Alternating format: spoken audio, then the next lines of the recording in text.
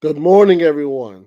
This is Clarence Jr. of Breaking Down the Bulldogs, and today, this morning, we are going to have a very important and necessary conversation. Just to be clear, this is not a gender war conversation. This is not a black man, black woman conversation.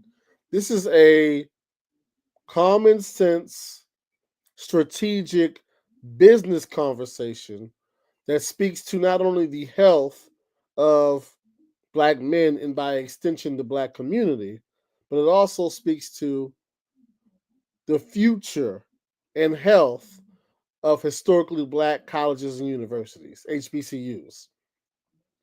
And so today, as you can see by the title, we will be discussing how, in my opinion, and really the opinion of finances, HBCUs need to go all in with black men. And I'm going to explain to you what I mean by that. But first, I'm going to pull up some data and some articles that are going to frame the conversation, right? And so, matter of fact, we're going to go straight into the articles because most of you have already seen this, but for those of you who have not, HBCU enrollment and really college enrollment overall for black men has been decreasing significantly. And we're going to talk about how that decrease is not good. Not only is it not good for black men, but in turn it's not good for the black community. And from a basic level, a dollars and cents level, it is not good for the long-term health of historically black colleges and universities. Just to put it as plain as you possibly can, historically black colleges and universities are aimed at black Americans. Well, if half of the black American population stops going to college in large numbers, what does that do for the bottom line of the institutions? So, once again, it's not a gender war conversation, it's a business conversation. If you are in the business of educating black people, and a large portion of said people are no longer seeking higher education, what does that do to your business? And so it is an economically wise decision for HBCUs to go all in with black men because that is half of your consumer base. And see, Howard will be fine. North Carolina A&T will be fine. Spelman will be fine. Morehouse will be fine. Clark will be fine. Virginia State's probably a school. They'll be fine. But there's a whole lot of local and regional schools that if black male enrollment doesn't increase soon, there could be some problems. So here we have an NPR article. Fewer black men are enrolling in HBCUs. Here's why and what's being done. Not much is being done, in my opinion. The absolute number of black men enrolled in HBCUs is the lowest it's been since 1976. So once again, let's take it off of the whole gender war thing. Let's just think about this for a second. Your business model is aiming your products and services specifically to black men and black women. Well, what happens to your business when the number of black men who are enrolling is the lowest it's been since 1976? Basically 50 years.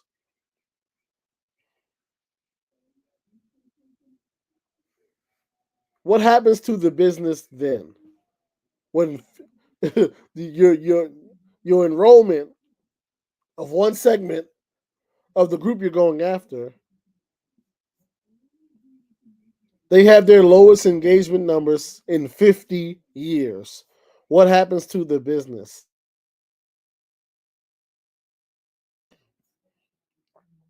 Let's continue on.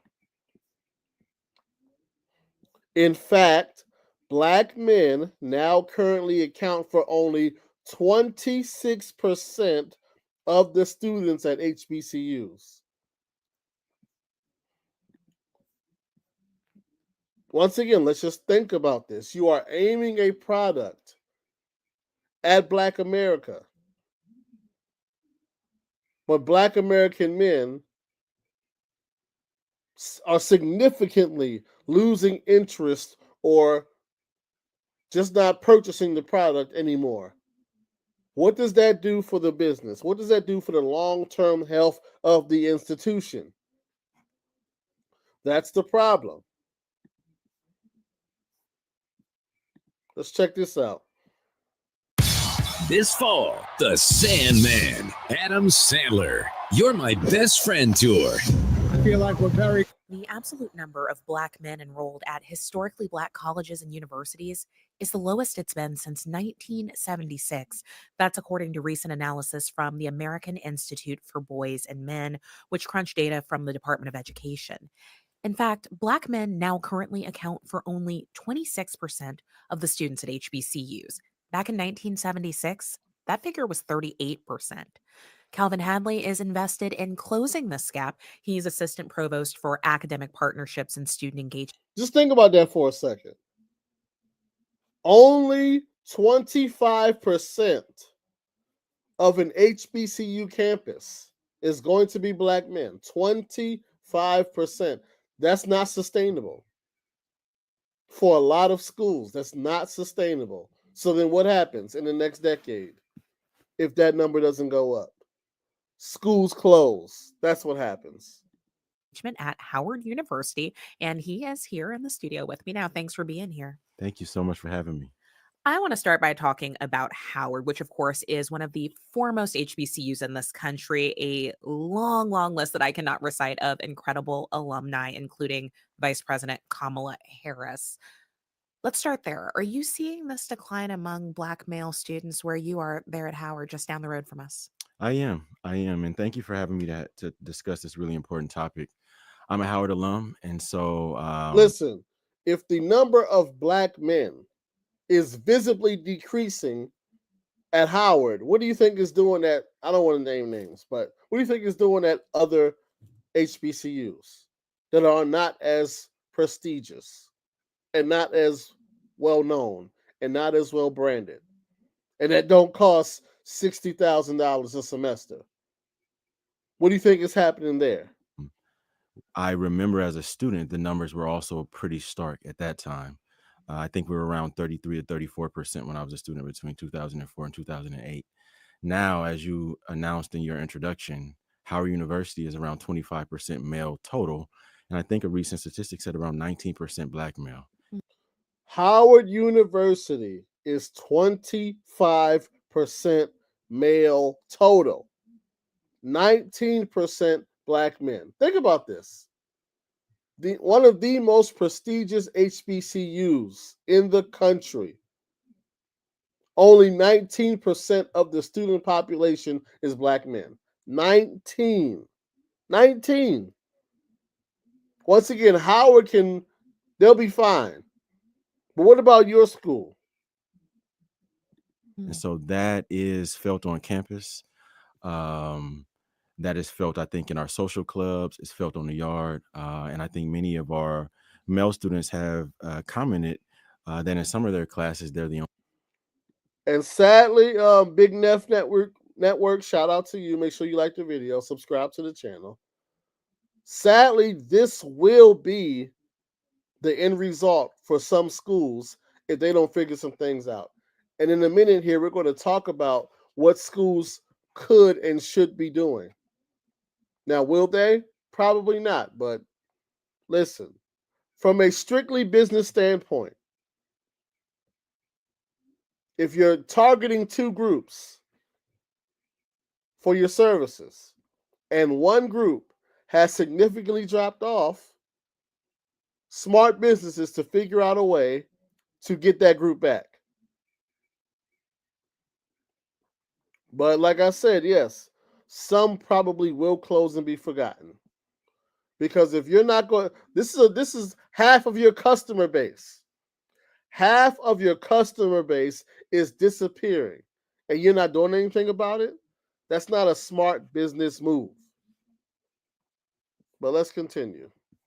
The only male in their class. So I will just say I did not attend an HBCU. I attended a PWI, a predominantly white institution, but I have so many friends and family members who attended HBCUs. They talk to me about what that experience has meant to them, not just while they're on campus, but when they go out into their professional lives. They stay connected to the HBCU experience. They stay connected to communities like the Howard community that you represent. So I just want to ask you, when there are fewer Black men on campus, walk us through, what does that mean? What do we lose when those Black men are not as robust a presence on campuses like yours? By the time students actually come to college, we're dealing with the males that have actually transcended what we call the belief gap.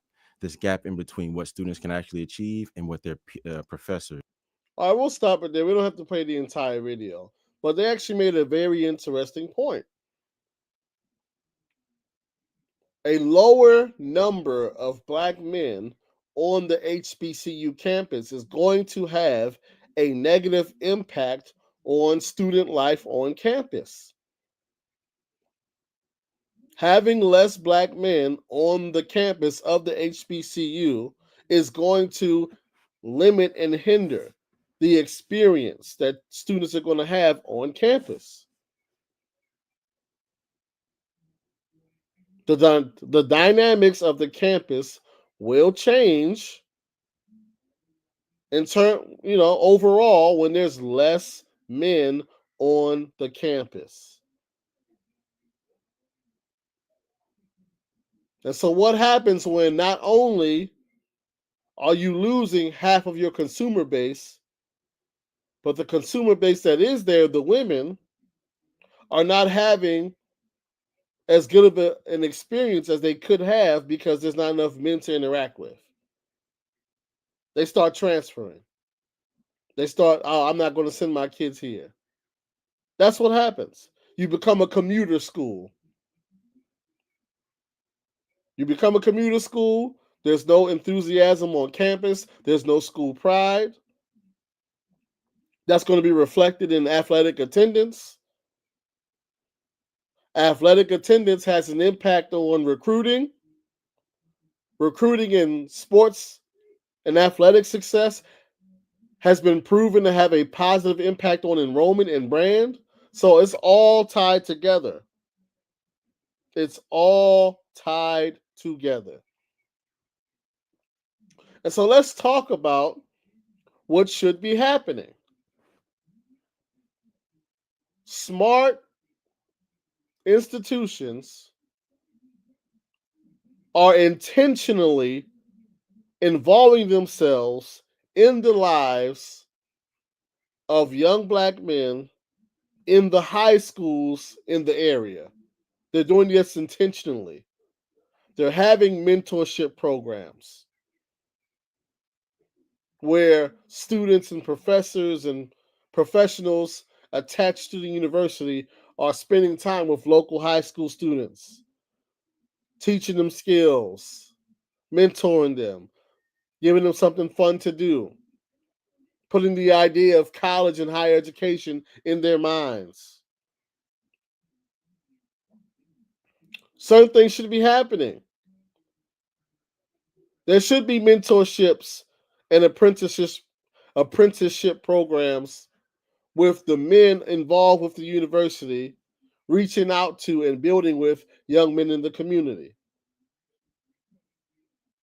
where they can earn things like, oh, a trip to one of the basketball games, one of the football games, tutoring, so they can get their grades up academically in high school and be ready for college. Maybe some dual or parallel enrollment. When I was in high school, there was this program called dual enrollment or parallel enrollment, where you could take a class or two at the community college while being enrolled in high school at the same time. I actually participated in that. Maybe we should figure out some of those things for some young men. We always talk about how the government needs to give young men something to do so they can stay off the streets during the summer. Maybe some of our schools need to have certain programs or summer camps for young black men to engage with the university and grow in certain ways over the summer.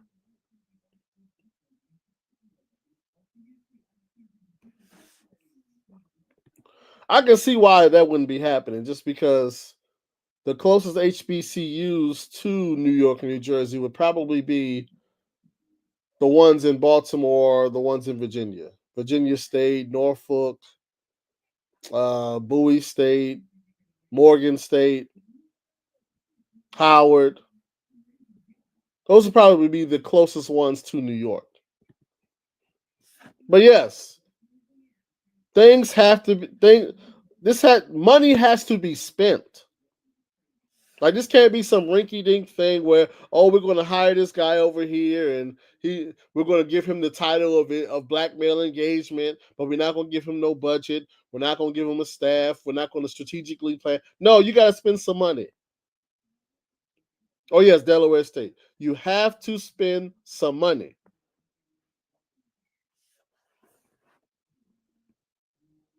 Things have to happen to where, listen, by the time young black men in the local area are in 11th grade and 12th grade, they're already thinking about, I'm going to go to college and I want to major in this. I've been to college sporting events. I've been on college campuses. I've taken some college level coursework. I've had college level tutoring. I'm not going to have to take any remedial classes. I'm not going to need a summer bridge, or maybe I will, but I've been groomed. I've been worked with. I've been helped. I've been taken around to the different departments on campus and sat in and shadowed a class here and a class there to figure out what sparks my interest. So I already have an idea of, I want to do this for a living, so I want to major in this.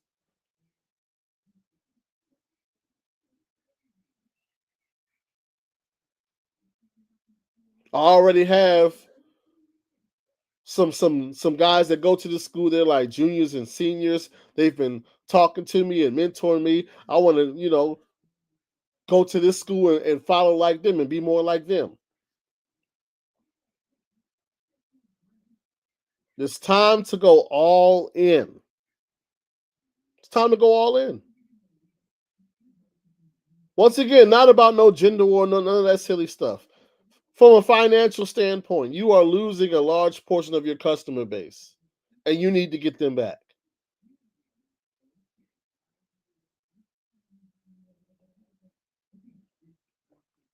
We've already talked about how the gender dynamics on the campus contribute to the student experience, which contributes to student life, which contributes to whether it's their school pride or if it's a commuter school. That has an impact on recruiting and sports outcomes. That has an impact on branding. It's all tied together. So once again, all HBCUs need a specific department that is solely dedicated to engaging and increasing black male enrollment.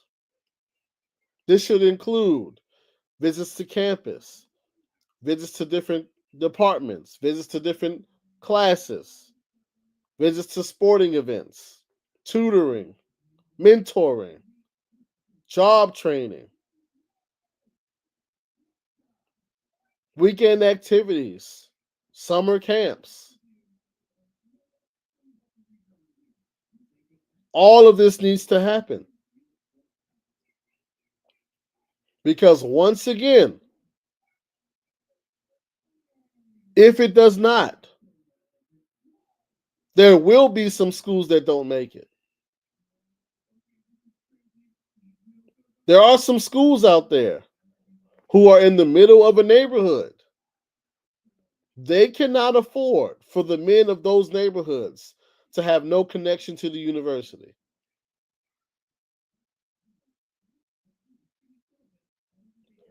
It doesn't make economic sense for your school to be located in the middle of a predominantly black neighborhood, but the majority of the men have no interest or connection to you. That's bad business.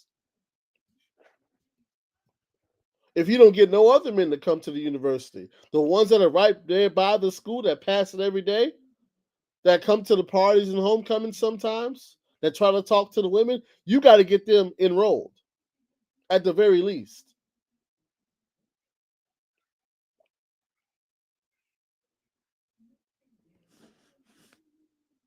But that's all. Once again, some of the ideas, because people like to say, what are the solutions? The solutions, once again, mentorship, summer camps, academic enrichment, training in different fields, a sort of type of a big brother program. Have some athletes that play for the school adopt an athlete locally. Even if that young athlete may not be good enough to come to the school or doesn't want to come to the school, stuff like that has to happen. Maybe some parallel or dual enrollment, some tutoring. Just stuff like where you work on resumes and how to tie a tie and getting a suit and shaking somebody's hand, looking them in the eyes, and interviewing skills.